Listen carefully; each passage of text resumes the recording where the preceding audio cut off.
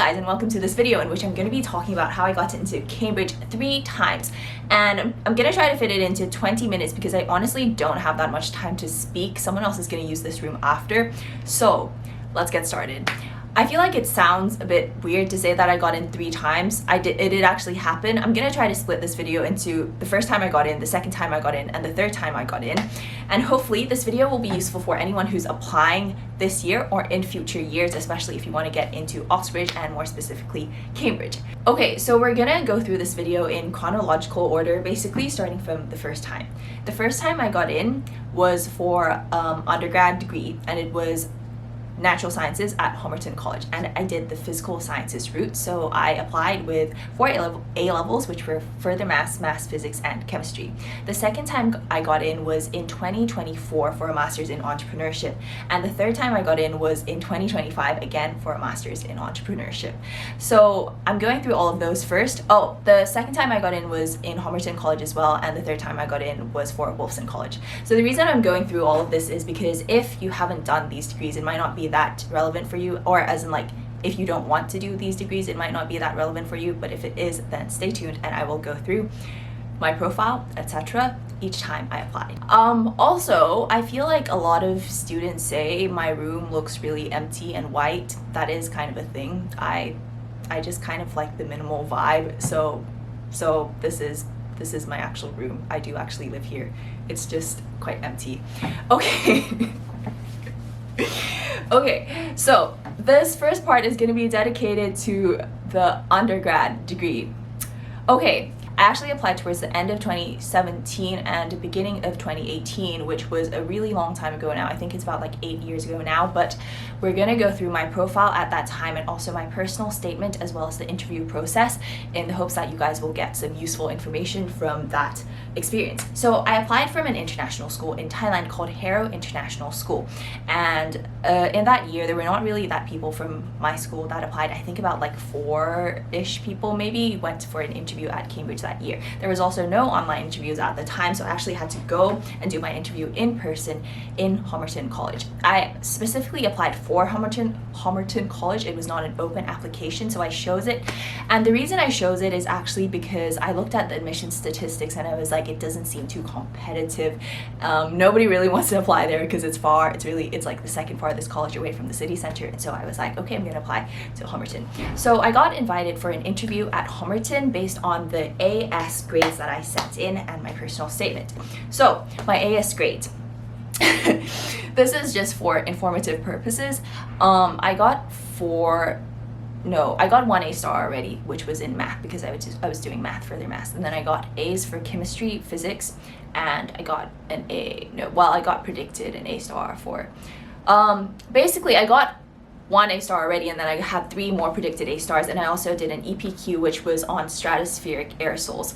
The exact title was, "To what extent are stratospheric aerosols a suitable solution to climate change?" Because that was back when people actually cared about global warming, and these days people don't really seem to care that much anymore, but that was my EPQ title. And I don't think I had a grade for my EPQ yet at that time. Anyway, so I applied with those 4 subjects. My scores were very close to 100 in most of the subjects. My lowest score was actually 97 in physics. That was the lowest, but it was also the high score in my country at that time, which was for AS. But at the time of applying, I don't think they would have known yet, actually. Okay, it's still recording.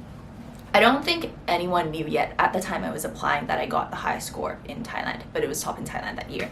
For chemistry, I got 300 out of 300. This was for Pearson and Excel chemistry in UMS, so I got full marks for chemistry. Then for maths, I can't remember what modules I did at that time, but overall for math A level, I got something like 595 out of 600, having done P1, P2, P3, P4, and S1 and M1. And then I probably did 1 more module for further math, something like that. But in those times, it wasn't even called P1, P2, P3, P4 yet. It was called C12, C34. So I'm old, basically. Okay, so that was my profile in terms of scores, right? Okay, the reason I'm saying this, guys, is not because Well, first of all, it's useful information to know as to like what kind of profile you have to have in order to apply. Cambridge, they will ask for your UMS, so your numerical scores. So if you do have good numerical scores, it's better to apply for Cambridge, in my opinion, as opposed to Oxford if you're going to apply for the same degree. No other unis ask for your numerical scores. I can't remember if Imperial at that time asked for my numerical scores or not. I applied for 4 other unis, which were Imperial, UCL, Bath, and Durham, and then I got offers for all. The rest, though, I applied for physics, if I remember correctly, rather than natural sciences. Anyways, what was I talking about? Okay, I was gonna show you guys my personal statement, so let me bring that up 1 second.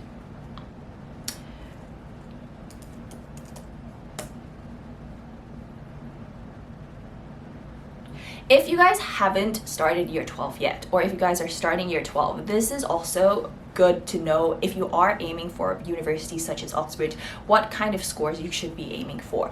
Basically, at that time, I was aiming for full UMS in all of my subjects. So getting 97 or getting like 90, what was it, 595? It was annoying to me because I was like, I should be getting 600 and 100. But yeah, so my internet is so bad, sorry. 1 second. Hi guys, okay, I am back. This microphone better be working. Yeah, I think it's working. Okay, so we're gonna look at the first personal statement out of 3 personal statements, but we're probably gonna spend the most time on this personal statement because I feel like it's, honestly, in my opinion, I think it's harder to get in for undergrad as opposed to postgrad degrees or master's degrees, so we're gonna spend the most time looking at this personal statement. So, I'm gonna go through the main points here, as well as like, I guess, like what I would usually recommend to people whenever I talk to them about personal statement. So the first thing is, it's very academic, as you can see. Almost all of it is academic information, like about my interest. And the way I always try to explain it is, you have to kind of put it in a way that shows that your understanding of it is deep without really explaining the concept or like spending too many characters explaining the concept. I know that the personal statement format this year is not the same anymore as it used to be.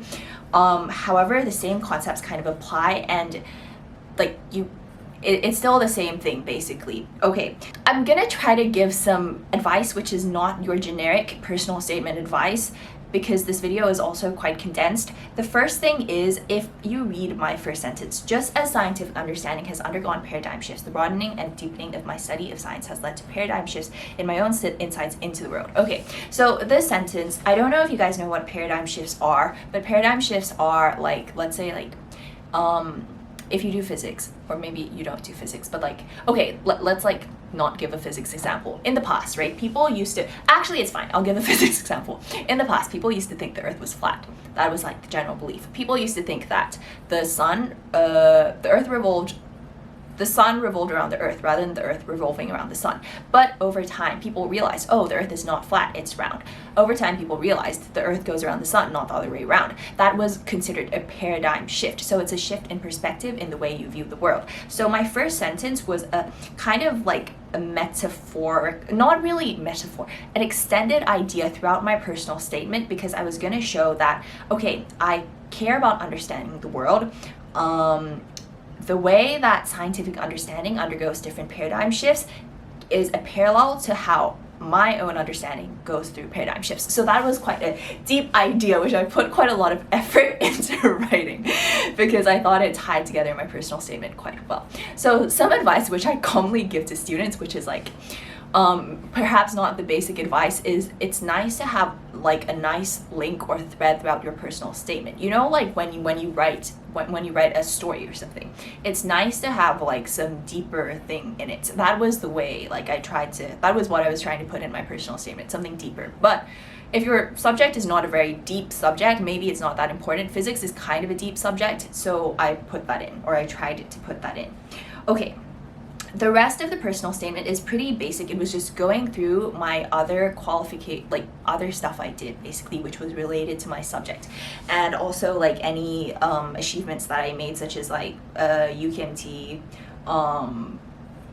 competitions, etc. And I'm gonna talk about this one last thing because I also think it's unique.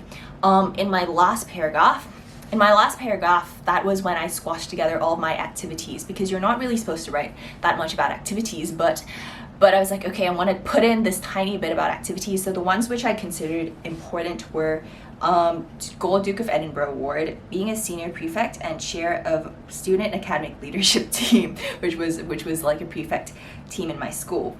And a few other things which I was like, okay, the personal statement, right, is something that basically the university knows nothing about who you are aside from this one page that they can read, which is your personal statement. That's all they know, plus your grades. So if I had to choose something that they can know about me personally, which is not going to take up that many characters, I put in that moving across 6 countries in my lifetime has perpetually stimulated me to establish myself in each environment through fully dedicating myself to whatever I do. Because so I was like, my message was like, accept me, I'm not gonna drop out, I'm gonna be resilient and push through all the challenges you throw at me.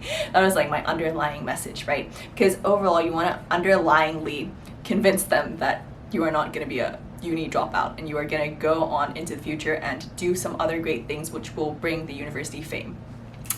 Anyways, then my final sentence was, I am on a journey of self-improvement, and studying natural sciences will empower me to advance the depth of understanding of a subject that exceedingly fascinates me. Okay, so I also think it's nice to put something future-oriented into the last, like in somewhere, at least somewhere. You don't necessarily have to be doing that. Like, okay, right now, am I studying natural sciences? No, but well, I am using natural sciences in my job, I guess. But having something about the future shows that you have thought about it, and you do have ambition, and you have a reason to be studying it, basically. Okay, so that's kind of the main points overall, right? Overall, when I try to give people a pep talk before writing their personal statement, what I usually say is that they're not going to know anything about you except for this thing in your personal statement, so you better write something which will make them accept you. That's what you want to think, really. That's what the personal statement is.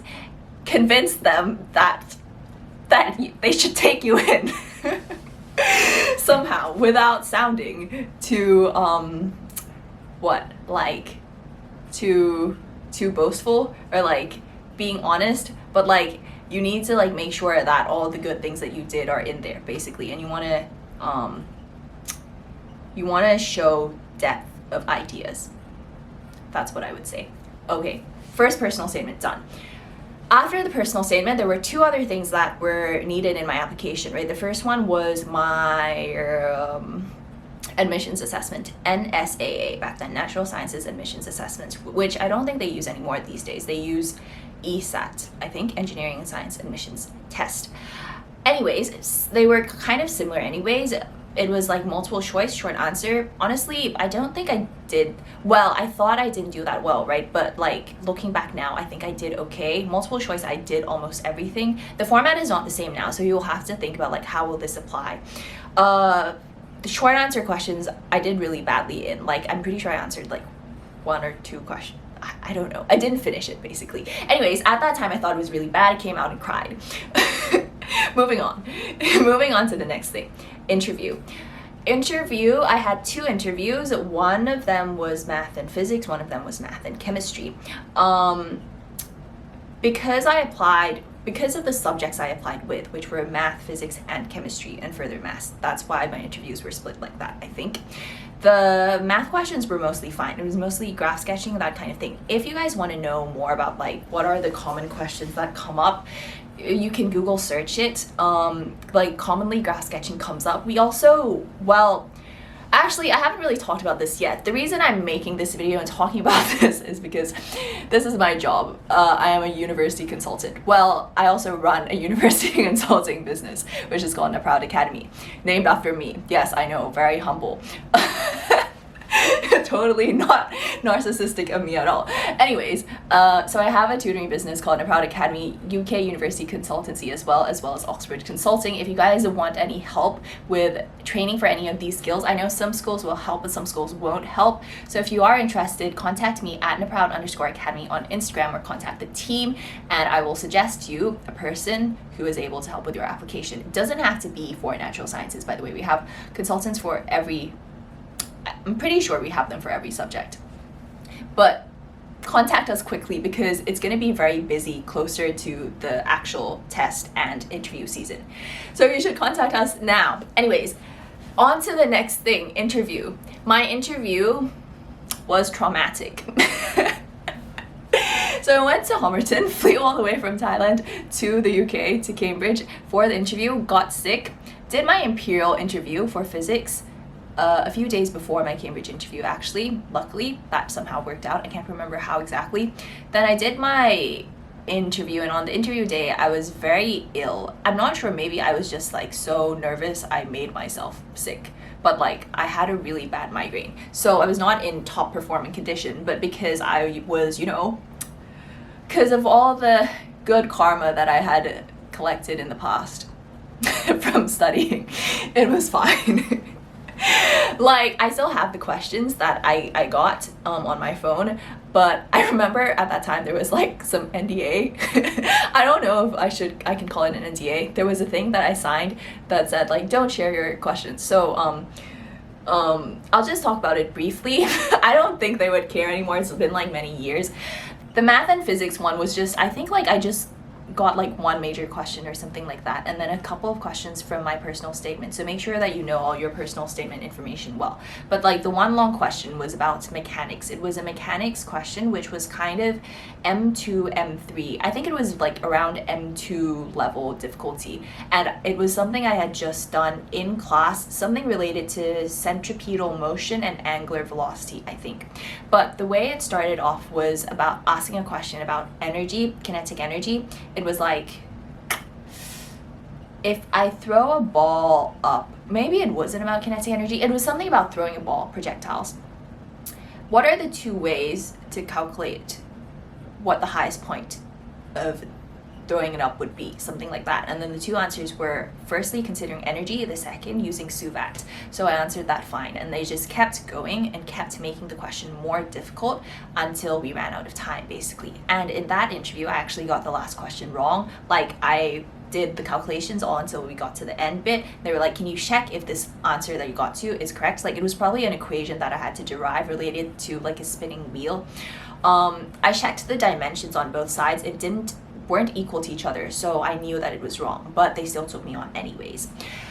Which actually, and then in the chemistry interview, I don't remember this as well. There was one graph sketching question that was not very difficult, a pretty basic graph sketching question. The other one was related to electrochemical cells, which I can't explain anymore because I can't remember anything about electrochemical cells. But anyways, in general, I think that one, I got it correct. But with the other interview, this actually is something I want to emphasize a bit. Some people think that you need to go into the interview and you need to just like, they ask you and then you just give the right answer. Cambridge interviews, I don't really think are about that. It's more about you talk, and then from what you say, they decide, is this person intelligent? Which is a bit mean. It's a bit worse, to be honest. Like, you can't really be like, yeah, I got the question right, I'm gonna get in. Some people get the question right, they don't get it. Sorry. Some people have really high UMS as well, and I've seen like they don't get in because they can't verbalize their thoughts, or honestly sometimes it's because they don't seem to have very high IQ, and I feel like that's very offensive to say. Sorry guys. So I got into Cambridge the first time. I can't remember. I think my offer was like A star, AA, something like that, if I remember correctly. I mean, I already got one A star, so my offer was technically A star, AA, I think. If it's wrong, I'll put it up on the screen. That was it. I got in. I studied for 3 years there at Homerton College. If you actually know me in real life and you know me a bit, you will know that I am actually a bit of a Cambridge hater. Which you might think is funny considering the fact that I run a university consulting business and I'm also making this video about getting into Cambridge, and I also applied there voluntarily and got in 3 times. I mean, I was not at the first time I applied. I was like, yeah, Cambridge is great. number 1, number 2 university in the UK, great. It was back then. I know that these days like Imperial LSE rank pretty high. Anyways, so came out of Cambridge, graduated with I got like a 2.1 in my first year, or like a 2.2. They didn't really clarify. Second year there was COVID, so I didn't even get a grade. Third year I got a first. Third year I got a first, so I was like, yeah, I got a first from Cambridge. Then that was 2021, so that was 3 years. But like at that time I decided not to apply for a master's because I didn't want to continue with what I was learning at that time, which was history and philosophy of science. So that was my 3rd year major, you could say. It was fun, but I just couldn't see how getting a master's in history and philosophy of science was going to make me more employable unless I wanted to become a professor, which I didn't want to, because I was like, to a certain point, right, when you learn these things, it's like they just ask more and more obscure questions about smaller and smaller arguments that nobody else is going to know or care about except for other people studying your subject who are like, I don't even know what they do for a living. Sorry, no offense. I feel like this video is very offensive. No offense. I'm sure they're all professors, but what I thought was, I don't think I have that level of dedication to like continue studying it and become a specialist in this field. So I was like, okay, I don't want to do a master's. Let me just go out, work. I was also like, I need to stop using money and I need to start making money instead. So that was what I thought at that time. Okay. Okay. Just checking if it's still recording. That was what I thought. So I was like, okay, I'm gonna start working. I went to work for 1 year, worked in a commercial finance role, didn't like it, came out, started in a Proud Academy. A few years went by. I was like, should I do a master's? Do I need a master's? Maybe I don't need a master's. I'm making money, it's fine. I just need to continue making money, continue working. so that there was that for a bit.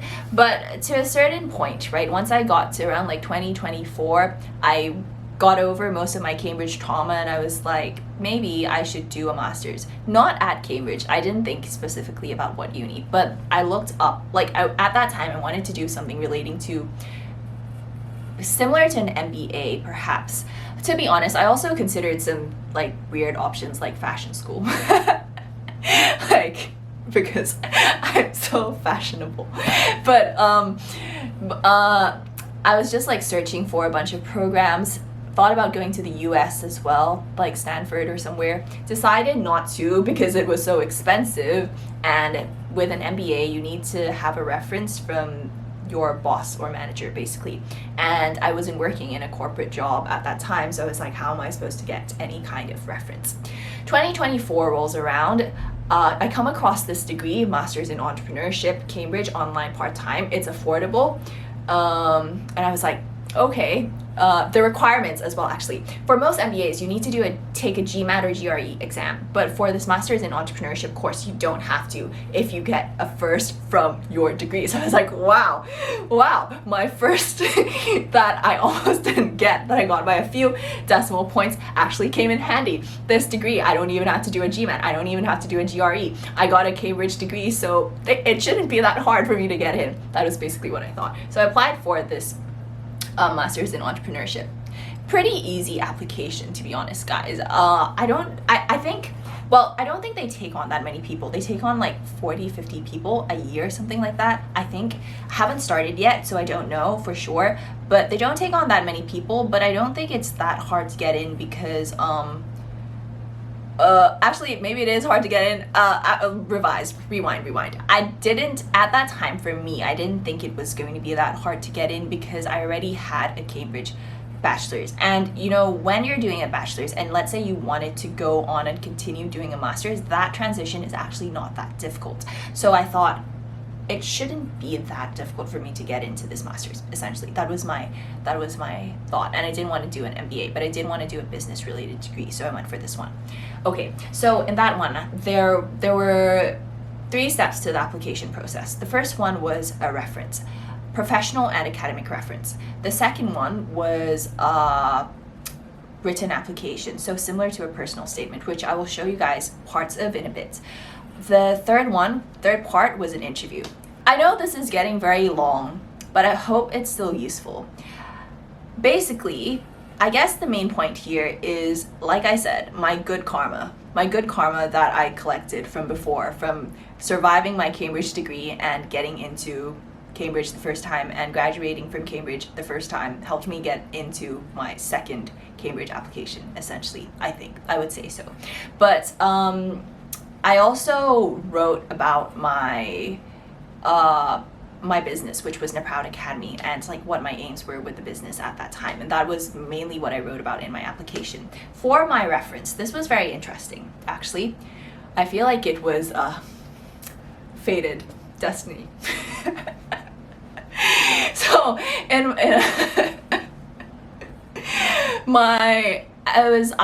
I needed two references, academic reference and professional reference. Academic reference, I just asked for one of my old supervisors from Cambridge, and he very kindly wrote me a reference. For the professional reference, I was really concerned about where I was supposed to get a professional reference, because like I said, I was doing a business. I wasn't working under a manager, so I wouldn't have like anyone I could ask for that from. I mean, I guess I could have asked my old manager, but we were not really on the best of terms or like in contact, so I thought that would have been a bit awkward. So my dad goes, why don't you ask this person who used to be the head of something from my high school, who went to Cambridge as well. And then, like, I think the day after, like this teacher moved to another high school and became the head of that high school. A day after, a teacher who was also working there and knew me and knew the headmaster messages me on LinkedIn and is like, Neproud, are you available for this job as a physics teacher at this international school? So I was like, huh? What? Did I just manifest this? So anyways, I go to work there as a physics teacher for a short time period, therefore he can write me a professional reference. So that happened. And so I submit that professional reference, the academic reference, and application, which is asking some basic questions such as, why do you want to apply to a master's in entrepreneurship? I think, let me actually check it right now. So it's reasons for applying for part-time study, career goals, additional information. In your experience, what are the main challenges of working in a team? Please provide an example of a situation where you have dealt with challenges/conflicts in a team. What would you like to accomplish in the next 5 to 7 years? In what way do you hope to have a positive impact on others and create a real-world impact? What have you done that provides evidence of your ability to support sustainable, diverse, inclusive, and equitable business practices? What industry is your venture/business in, and what industries does it serve? What practitioner and/or specialist domain of knowledge are you interested in, and why? So honestly, for all of those questions, I just wrote some like stuff that I thought of myself, and I just wrote it. I didn't really consult anything much. Maybe I might have asked ChatGPT, potentially. Somehow, I got in. Then I did the interview. To be honest, my first interview in 2024 was, I was getting like PTSD. I got interviewed, and then I was very intimidated because I realized that I was not very prepared for it. I don't think I really prepared for it at all, because the question I got asked was like, what is the definition of entrepreneurship? And I was like, well, I'm not sure, but I'm not sure about the exact definition of entrepreneurship, but as far as I understand, it's a person who starts their own business, something. That was basically what my answer was, and I still got accepted. But like after the interview, I was like, I really don't think I'm gonna get accepted. I was like, do I even want to go back to Cambridge? Perhaps as a result of that like PTSD induced interview experience, well, to be honest, it wasn't really. It was just because in my personal life there were some other incidences that came up that made me feel like it wasn't the best time for me to do my master's and that kind of thing. And I was also thinking, is it just more worth it if I buy like 10 brand name bags instead of investing in my education? That was a thought I had. Anyways, so I ended up rejecting that application because I was like, yeah, like I said, some stuff in my life happened. Then comes 2025. In 2025, I was honestly thinking like, I don't really know where I'm going with this, and like I need more information. And so I thought, like, to be honest, I should probably go back and do a master's. So I reapplied for the same master's. Went through a similar process. I asked for the same reference from last year. It was a different academic reference due to a different supervisor, since my old supervisor was busy, but I got someone else to reply, so it was fine. It was a bit stressful though. I got the same professional reference as last year. He kindly, like, the person I worked with kindly just resubmitted the same same reference letter. I wrote a whole different application for all of the different questions that was more updated and more in tune with what I believed and my current goals that year, because I was like, what if they see that I wrote the same thing? I feel like that's not a very good impression. So I wrote a whole new thing. I wrote a whole new CV, updating it with what I did in the past year, like writing about all my experiences with my current business, etc. And then I did my interview. And this last interview that I did was with a different person. And honestly, I thought it went a lot better. So I got asked, like, I can go into it in more detail in future videos if you like, but I think this one is getting too long. I got asked some questions such as, how did you find studying natural sciences at Cambridge and what did you get from it? What are your ambitions for the future of your business? How do you feel about competition in your industry? This was a very interesting question. And then they asked me about, like, because I said I had done some content creating over the years, they asked me, how do content creators make money and why is the system set up the way it is? What determines the distribution of value, or how is value distributed? Which I answered, like, I gave a very long answer because I was like, yes, finally someone is gonna listen to what I have been thinking all this time about how the algorithm works, etc. So I gave like this super long answer, and then at the end they were like, that's actually one of the more difficult questions that we've asked, like, so far. And yeah, so honestly, after the third interview, I was relatively confident that I had done well, and I was not traumatized like the second year one. I don't know why, to be honest. I think maybe with age I became more confident or something like that. Yeah, so that happened. Okay, so I got into Cambridge a third time. Okay, so I feel like there's a few, like, I suppose there's like a few different things that I could potentially go into more detail, but honestly, main takeaways I suppose that you can take from this entire video, your AS scores set you up for life. Like, if I never got into Cambridge the first time, do you think I would have gotten into Cambridge for a master's that easily, and the second time as well? Like, well, the third time technically. Probably not. Therefore, if you are in year 12 right now, work hard. If you are doing year 12 physics as well, I have a physics course, guys, and it's like all the ways I would normally have, like, it's the way I usually teach my physics students, like, or would have taught them in the past, or would teach them this year, basically, if I wanted to help them get like almost full UMS, if not full UMS. I put in everything that you need in order to get full UMS. So if you want to get my physics course, DM us at naproud_academy on Instagram. We're also on Facebook. We also have Line, but I don't think many people outside of Thailand use Line. But basically, my physics course, if you want to do well in physics, if I had not gotten that 300 out of 397 UMS top in Thailand, who knows where I would have been today. Probably not making this video called How I Got Into Cambridge 3 Times. Am I right?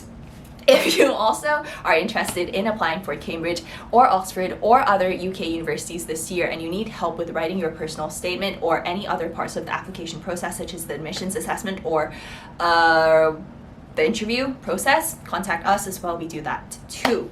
Okay, overall, right, I think one of the main things that I always thought about was I never wanted to force myself. I just went with the option which seemed the most easy for me at that time. To be honest, I applied for Cambridge again because I thought this is the university that is the easiest for me to get into, because I already have a degree from there. I applied for a master's in entrepreneurship because I thought this is the degree which seems the easiest for me to get into, and so I got it. If you feel like you're not gonna get in, well, sometimes you might be biased or lack confidence, but if you feel like you're not gonna get in based on some basic information such as your grades or your activities, etc., you probably won't get in. Apply for the thing that aligns the best with your subjects, your strengths, and your activities, etc. know yourself well, apply for the thing that is your strength. That would be my main advice for someone who is trying to apply for anything, actually, including universities. Take a good look at yourself, appreciate your strengths, appreciate what you have done, uplift yourself. I am great. I know these things. I have done these things. Everything that you have done is valuable. See the value in everything you have done. Present yourself in the best possible light. Show them your best side. And I think that will help you to get in, basically.